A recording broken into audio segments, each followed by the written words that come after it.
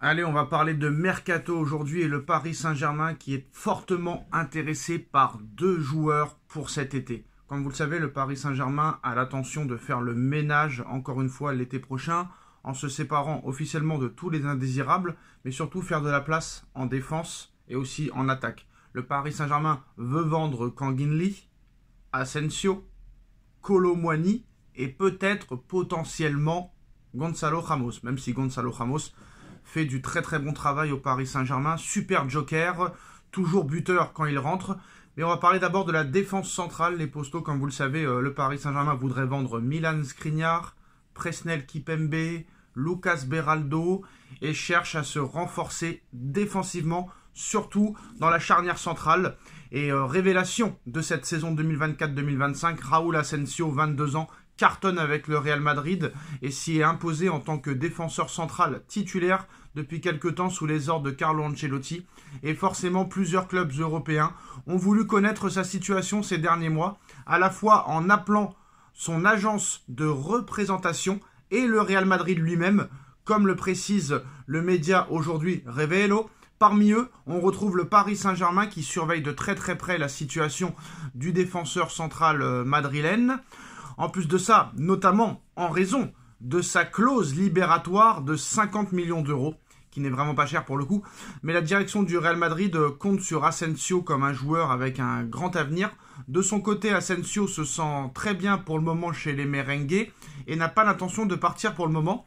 S'il signe son contrat avec l'équipe première, il renouvellera automatiquement pour 5 ans, ce qui permettrait de supprimer sa clause de libération. Alors c'est un dossier très complexe, parce qu'apparemment, Asensio n'a pas de contrat professionnel apparemment avec le Real Madrid. Il appartient vraiment officiellement à la Castilla. Bon, la Castilla, c'est le Real Madrid, on va pas se mentir. Mais il n'a pas signé son contrat avec l'équipe première. C'est pour ça que sa clause est à 50 millions d'euros. Le Real Madrid est dans l'obligation de le prolonger pour augmenter très clairement la clause libératoire. Après, pour l'instant, d'accord, il est content. Il est titulaire, il est performant. Mais quand Militao va revenir, quand Alaba va revenir, quand tous les autres défenseurs vont revenir, est-ce qu'il va être titulaire? Parce que là, je pense que très clairement, il montre de très bonnes choses. S'il fait encore des masterclass en Ligue des Champions et en Liga espagnole, le gars va vouloir être titulaire toute la saison, à tous les matchs. Et si le Real Madrid ne lui donne pas le poste de titulaire, peut-être qu'il ne voudra pas signer son contrat professionnel, enfin son contrat avec l'équipe première, et voudra peut-être partir. En tout cas, 50 millions d'euros, ce serait vraiment cadeau vu les dernières performances de Asensio. C'est un joueur que connaît en plus de ça Luis Enrique, qui est très jeune, qui fait partie du quota d'âge de Luis Enrique. Donc Asensio pourrait vraiment être un renfort de poids cet été du côté du Paris Saint-Germain. Et on va voir ce qui va se passer quand Militao, Alaba, Carvajal, tous ces gens-là vont revenir. Ça va être dur quand même de les mettre sur les bancs, ces mecs-là. Après, on ne sait pas si Alaba va revenir un peu au football. Hein. Ça fait 3 ans qu'il n'est plus là, donc on ne sait pas. Mais attention, dossier à suivre, 50 millions d'euros, c'est vraiment pas cher pour le coup. Et il faut faire attention à la situation parce que c'est fort possible que ça bouge du côté de Asensio cet été. Piste plus surprenante. Sport met en avant une info qui était déjà sortie il y a quelques jours. On en a déjà parlé il y a quelques jours, mais ça se confirme. Hein. Greenwood serait la priorité du Paris Saint-Germain, titre le journal Sport. Le PSG fait de Mason Greenwood sa priorité pour le mercato d'été et serait prêt à payer les 75 millions d'euros demandés par l'Olympique de Marseille, club ennemi du PSG pour rappel. Si le transfert aboutissait, Manchester United récupérerait 50% de la somme, soit 37,5 millions d'euros après une année d'adaptation l'année dernière à Retafe. L'attaquant anglais brille sous 2 Herbie à Marseille avec 15 buts et 4 passes décisifs en 24 matchs. Donc c'est plus qu'une rumeur. Hein. Pour rappel, le Paris Saint-Germain était déjà intéressé l'année dernière, mais ça n'avait pas été plus loin. Sachant que le Paris Saint-Germain, à partir de la saison prochaine, et c'est Luis Enrique qui l'a dit lui-même en conférence de presse il y a quelques semaines, il veut s'appuyer sur 24 voire 25 joueurs qui peuvent être titulaires à tout moment. Voilà, il veut doubler les postes. Sachant que Kangin Lee ne donne pas satisfaction pour le moment. Kolo Muani va être vendu sûrement à la Juventus. Kanginli pourrait être vendu, Asensio pourrait être vendu, ainsi que peut-être, possiblement, Gonzalo Ramos. Donc ça va faire rentrer beaucoup d'argent.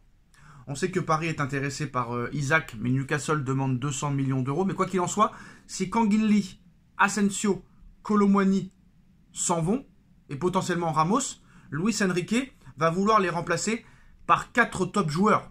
4 top joueurs qui peuvent être potentiellement titulaires. Et Greenwood pourrait peut-être venir remplacer Kanginli, Kolo Muani, Gonzalo Ramos possiblement s'il part, et Asensio. Après, 75 millions d'euros, ça me paraît quand même cher pour Greenwood. Faut pas oublier tous les problèmes qu'il a extra-sportifs, les histoires avec sa femme, les histoires de violence, de VIOL, etc. Est-ce que le Paris Saint-Germain a à nouveau besoin de ce genre de joueur qui fait les tabloïds, même si à Marseille il se comporte bien?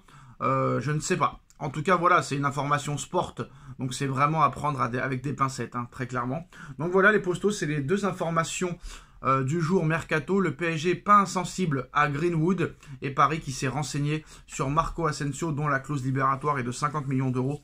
Dites-nous en commentaire ce que vous en pensez et à très vite pour une nouvelle vidéo. Tchuss.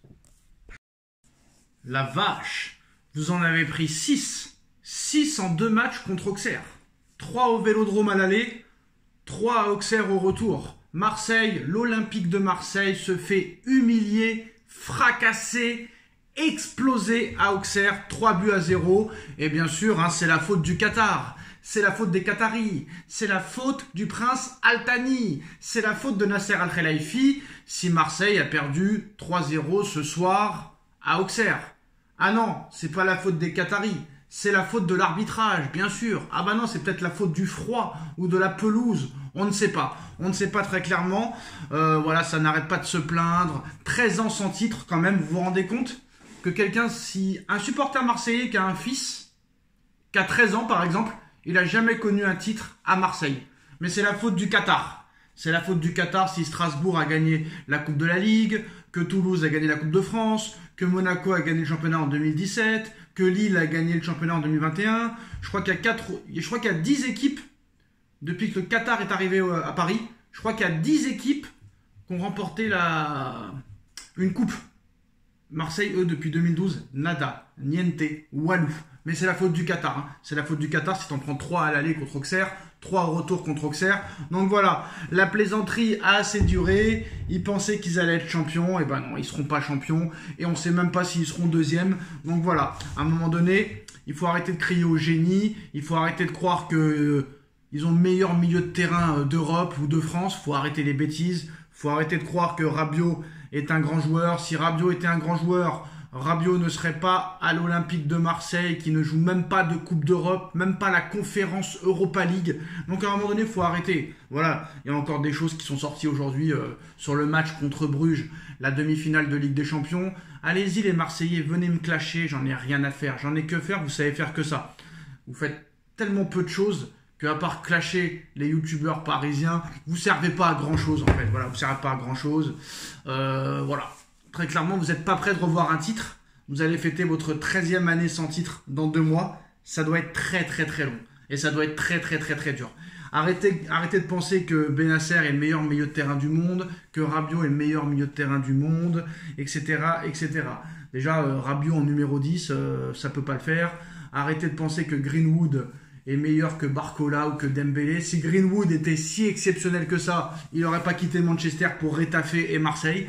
C'est des choses vraies, ça. C'est des choses vraies. Mais ce soir, t'en prends 3. Et bien sûr, qu'est-ce que ça va dire après le match? Oui, c'est la faute de l'arbitre. Le carton rouge n'était pas justifié. C'est toujours la faute de quelqu'un. De toute façon, quoi qu'il arrive avec vous, depuis des décennies, c'est toujours la faute de quelqu'un. Quand c'est pas la faute du Qatar, c'est la faute de l'arbitre. Quand c'est pas la faute de l'arbitre, c'est la faute de la pelouse. Quand c'est pas la faute de la pelouse, c'est la faute des dirigeants. C'est toujours la faute de quelqu'un. C'est jamais votre faute. Jamais vous avouerez que vous avez perdu contre plus fort que vous. Quoi qu'il en soit, même le carton rouge, il est valable, il est justifiable. Et en plus de ça, bah, vous étiez mené déjà. Vous étiez mené. Donc c'est mérité, il y a faute. Voilà, il y a faute. Puis c'est tout. Très clair, vous avez été battu contre plus fort que vous. Avouez-le. Voilà. Donc très clairement, KO à Auxerre ce soir. Marseille, KO à Auxerre. Très clairement, ça va être dur de se remettre de cette défaite. De toute façon, c'était une équipe qui était en sur-régime. Elle ne pouvait pas gagner tous les matchs comme ça. Ils n'ont pas l'effectif pour gagner tous les matchs, 10 matchs d'affilée, contrairement à Paris. Maintenant, Paris, demain, s'ils gagnent, les mettront à 13 points. Il y a Lille qui a battu Monaco. Donc, il y a quand même de fortes chances que Marseille soit en Ligue des Champions l'année prochaine, on ne va pas se mentir.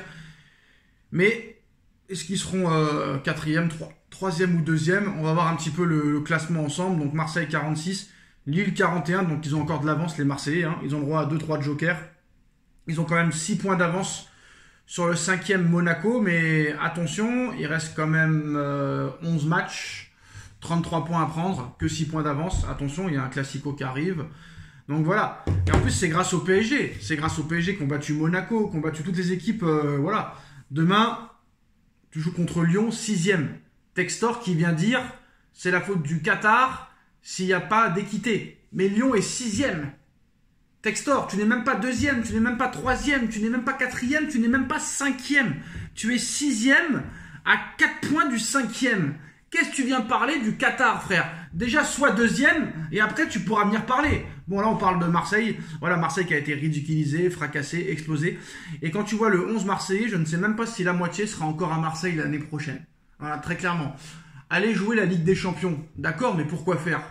Honnêtement, pourquoi faire? Pour encore faire partir 6 joueurs cet été et ramener 6 joueurs en prêt? Vous savez très bien qu'il va y avoir des offres pour Greenwood. Il va y avoir des offres pour Rabiot. Très clairement, parce que Rabiot, il sera déjà à 1 an de la fin de son contrat. Et Rabiot, s'il veut jouer à la Ligue des Champions, c'est pas pour être éliminé dès les poules.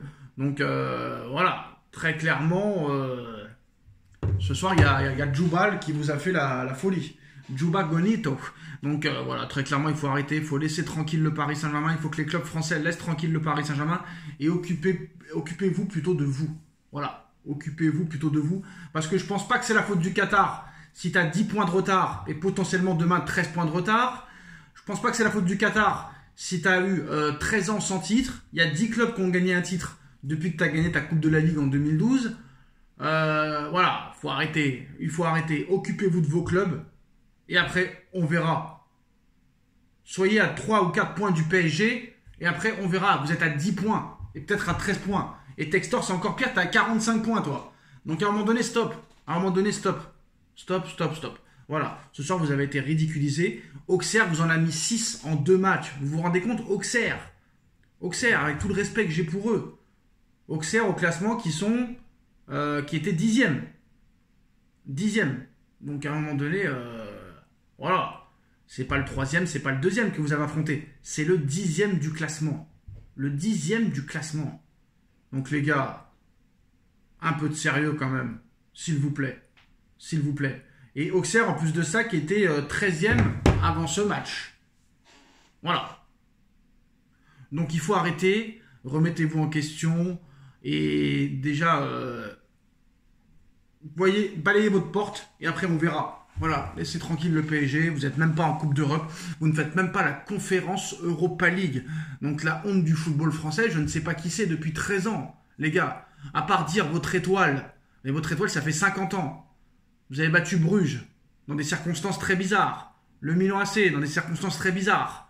Donc arrêtez de vous vanter de votre Coupe d'Europe où quand tu sortais des poules, tu étais en demi-finale de Ligue des Champions contre Bruges. Donc arrête. Et t'as beau me dire, d'accord, Bruges était le champion de Belgique à l'époque. C'était du lourd? Non, c'était pas du lourd. Voilà, t'as battu le Milan, c'est très très bien. Très clairement pour toi. Ceux qui ont 15-20 ans, là, 25 ans et qui n'ont même pas connu la victoire en Ligue des Champions et qui disent on a l'étoile. T'as l'étoile de quoi, frère? T'as l'étoile de mer. C'est tout ce que t'as. Voilà. À un moment donné, stop. Stop. Voilà. Et ceux qui viennent nous dire le Qatar, dans le PSG, il y a plus de joueurs français que dans votre équipe. Dembélé français, Doué français, Barcola français, Kipembe français. Je m'arrête là ou je continue? Warren Zaïre-Emery français. Donc arrêtez de nous dire Qatar. On a 5 joueurs qui sont en équipe de France. 6 joueurs si tu rajoutes Hernandez. On a 6 joueurs de l'équipe de France dans notre équipe. Donc stop maintenant. Vous êtes des jaloux. Vous avez perdu 3-0 contre Auxerre. Vous n'êtes pas prêt de revoir un titre avant des années. Donc force à vous. Et à très vite. Tchuss pour le Classico. Victoire du FC Barcelone ce soir, 2-0 contre Las Palmas. Le Barça qui avait à cœur de prendre sa revanche du match aller. Las Palmas était parti s'imposer au FC Barcelone. Je je crois 1-0 si je me rappelle bien, ou je ne sais plus, bref, on s'en fout. Donc voilà, le Barça a réagi ce soir, 2-0, but de Dani Olmo, enfin un bangé, très clairement, de Dani Olmo, but exceptionnel, et le deuxième but de Ferran Torres dans les tout derniers instants du match sur une passe de Rafinha. Sur le but d'Olmo, c'est une passe décisive de Lamine Yamal. Pour ceux qui disent Yamal il est nul, il marque pas, Yamal il est nul, il marque pas, vous attendez pas que ce soit un joueur qui mette 90 buts par saison, hein. Voilà, très clairement. Yamal déjà c'est exceptionnel ce qu'il fait à 17 ans, très clairement déjà, mais voilà, après je pense qu'il va progresser, il va mettre beaucoup plus de buts, mais vous attendez pas à des stats à la Messi, à la Cristiano Ronaldo, à la Zlatan Ibrahimovic, hein. Non, on sera pas à ces horaires là, à moins que vraiment il retravaille sur sa façon d'attaquer, mais je pense pas que c'est le genre de gars à vouloir mettre 150 buts par saison. Je pense qu'on sera sur des stats de 15 à 20 buts, ce qui est déjà très bien. Et peut-être entre 10 et 15 passes décisives. Voilà. Après, on verra. Il est encore très très très jeune. On verra à l'apogée. Mais voilà, pour l'instant, c'est pas son objectif premier de mettre 70 buts par saison. Quoi qu'il en soit, le Barça met la pression sur le Real Madrid avant le match du Real Madrid demain. L'Atlético Madrid aussi, hein, qui s'est imposé 3-0 avec un Julián Alvarez exceptionnel. Le FC Barcelone et l'Atlético Madrid qui mettent 3 et 2 points d'avance sur le Real Madrid. Le Real Madrid n'aura pas le choix demain que de gagner. Donc voilà, dans ce championnat, hein, tu peux être premier une journée et être troisième l'autre journée. Voilà. Attention à Bilbao aussi, hein, qui va jouer demain. Attention, parce que si le Real perd demain et que Bilbao gagne, Bilbao revient à 3 points du Real. Bilbao pourrait peut-être aussi jouer le titre. Mais voilà. Maintenant, personne n'aura réellement le droit à l'erreur. Et quand tu vois le calendrier de l'Atlético Madrid, il va y avoir, je crois, très gros calendrier pour l'Atlético. Ils vont rencontrer 2 fois le Barça, 2 fois le Real Madrid en moins d'un mois. Ça risque d'être chaud de night pour l'Atlético. Donc ça va être chaud. On va avoir des belles affiches et des très beaux matchs. Maintenant, le Barça, hein, au niveau de l'attaque, est plus performant peut-être que ces deux équipes. Qui va aller au bout? Il reste encore 13 journées. Il va y avoir du suspense jusqu'au bout. Qui le fera? Le Real, l'Atlético, le Real Madrid. On ne sait pas, mais en tout cas, demain, voilà, le Real Madrid va jouer avec la pression. On verra ce que ça va donner. Sur le match du FC Barcelone, Dani Olmo, très bon. Pedri, exceptionnel. Ferran Torres, très bon. Ouais, c'est une équipe jeune qui me fait penser un peu au PSG, sauf qu'ils jouent en Espagne, hein, c'est un peu plus relevé quand même, on va pas se mentir. Quand tu vois le Barça actuellement et quand tu vois Liverpool, tu te dis quand même, il y a peut-être plus quelque chose à jouer contre Liverpool à l'heure où on parle que contre le FC Barcelone, hein. Le FC Barcelone est un rouleau compresseur. Le FC Barcelone commence aussi à s'améliorer en défense. Donc c'est une équipe complète. Voilà, c'est une équipe complète qui a en plus de ça un banc de touche. Donc c'est assez intéressant de voir ça. Quand tu vois même que Lewandowski ne marque pas, il y a d'autres joueurs qui sont capables de marquer. Une défense très solide ce soir, hein, que ce soit Koundé à droite, que ce soit Cubarsí, Baldé à gauche ou Eric Garcia. C'est très fort. Pedri au milieu, très fort. Lamine et Rafinha, c'est complémentaire. Donc quand tu vois leur tableau en plus, c'est sûr et certain que le Real aura toutes les difficultés pour gagner cette Ligue des Champions, même si je pense qu'ils sont favoris, ou gagner ce championnat espagnol. Mais vu le tableau du Barça, le Barça a un boulevard, hein, pour gagner cette Ligue des Champions, hein. On va pas se mentir. Maintenant, est-ce que l'Atlético Madrid peut faire quelque chose dans ce triangle amoureux, on va dire, dans ce jeu à 3? Bah, c'est possible, hein. Ils l'ont déjà fait en 2014, ils l'ont fait en 2020, pourquoi pas le refaire en 2025? Ils gagnent un petit peu le championnat tous les 5-6 ans, l'Atlético Madrid. Donc on est un petit peu dans les clous. Vraiment, on est un petit peu dans les clous. Maintenant, ça va être intéressant de voir un peu le Real jouer sous pression. Voilà, on n'a pas l'habitude de voir le Real jouer sous pression. Donc demain, ils vont jouer à 16h15. Je crois qu'il y a de grandes chances quand même qu'ils s'imposent, hein, contre Girone à domicile. Il y a de fortes chances même. Mais voilà, il va y avoir un gros calendrier aussi pour les équipes espagnoles. Là, ça va jouer tous les 3 jours, que ce soit en Ligue des Champions, que ce soit en championnat, que ce soit en Coupe d'Espagne. Ça va être chaud, en plus des équipes qui vont se rencontrer mutuellement. Le Barça va jouer l'Atlético 2 fois, le Real va jouer l'Atlético 2 fois, il y aura le Real Barça au match retour. Non, non, ça va être vraiment intéressant. Et ça va être de très très loin le championnat le plus intéressant à suivre. Hein. Voilà, on va pas se mentir. Si Liverpool bat City demain, le championnat anglais est terminé. Si Lyon perd contre le Paris Saint-Germain demain, la Ligue 1 c'est terminé. Ouais, il y a l'Allemagne, il y a le Bayern qui a 5 points d'avance sur le Bayer Leverkusen. Et t'as un petit peu l'Italie où il y a un petit peu de suspense et encore. Mais voilà, ça va être vraiment le championnat espagnol qui va être suivi, je pense, jusqu'à la fin de saison avec ce jeu à 3 et ces 3 équipes qui se tiennent en 1 point. Donc très clairement, c'est là que ça va être intéressant de voir. Voilà, parce que là, vraiment, il n'y aura plus trop d'intérêt vraiment à regarder les autres championnats. Si Liverpool gagne demain et que Paris gagne demain, déjà le championnat français et le championnat anglais, c'est presque terminé. En tout cas pour le titre. Très clairement pour le titre. Mais voilà. Très clairement, ça va être dur d'aller chercher ce FC Barcelone, je vous le dis la vérité. Même l'Atlético Madrid. Mais bon, le Real, c'est le Real. Hein. Le Real, c'est compliqué. Parce que le Real, c'est pas un jeu exceptionnel. Mais ils arrivent toujours à s'en sortir. Qu'il y ait 150 blessés, qu'ils aient 8 points de retard, qu'ils soient menés 3-0, ils arrivent toujours à s'en sortir. Donc voilà, le Real Madrid est imprévisible. Et tout peut se passer avec le Real Madrid. Dans tous les matchs, dans toutes les compétitions, le Real Madrid n'est jamais battu. Tant que l'arbitre n'a pas sifflé, même que tu mènes 2 ou 3-0 contre le Real, tu peux perdre 3-2 ou 4-3. Donc voilà, ça va être vraiment intéressant de suivre les Atlético Real, les Atlético Barça, les Real Barça, les Real Atlético. Il va y avoir vraiment du suspense, ça va être des matchs sous pression, avec des enjeux très très très très très chauds, dans tous les sens du terme, que ce soit en Coupe espagnole, en Ligue des Champions, en championnat. Voilà, tu peux te retrouver avec un Barça Real en finale de Ligue des Champions, un Atlético Barça en finale de Ligue des Champions, un Barça Real en finale de Copa del Rey, un Real Atlético en finale de Copa del Rey. Donc voilà, vraiment, ça va être un triangle de fou. Les 3 équipes peuvent se battre pour les 3 trophées. Et ça, c'est quand même rare pour le souligner.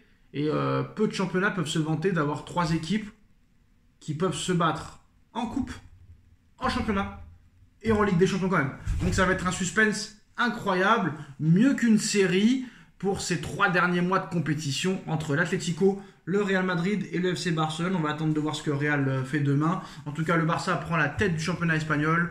L'Atlético juste derrière avec 1 point de retard. Et le Real Madrid demain peut revenir à hauteur du Barça.